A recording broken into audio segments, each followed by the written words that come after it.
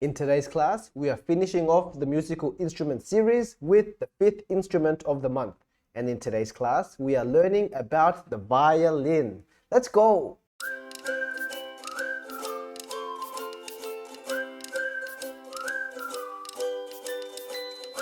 Watch the bow move smoothly up and down. See her fingers press on the strings.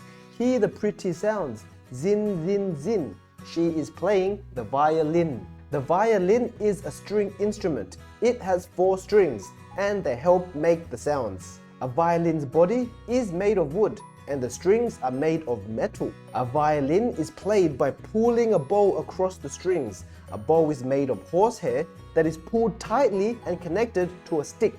A violinist rests the violin between the chin and the shoulder. One hand moves the bow across the strings. The other hand presses the strings at the end of the violin.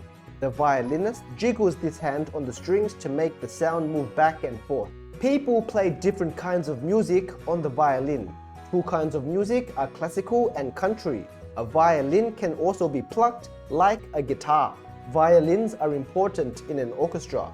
An orchestra is a music group that has many instruments. Violins are the biggest sections in an orchestra and they sit in the front. Violins are about 500 years old and they were first played in Italy. Today they are played all around the world. This man is playing in Morocco. Zin, zin, zin. Playing the violin is so much fun. Now let's go through 3 new words that we learnt in today's book.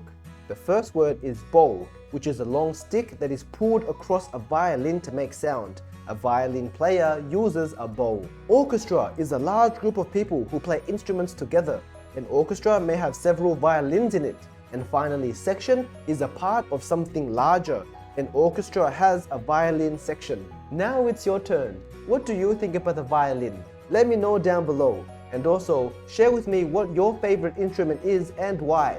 Take some time to think about it. And when you're ready, I'll see you in the next lesson for some more learning fun. That's all for now. I'll see you next time. Bye-bye.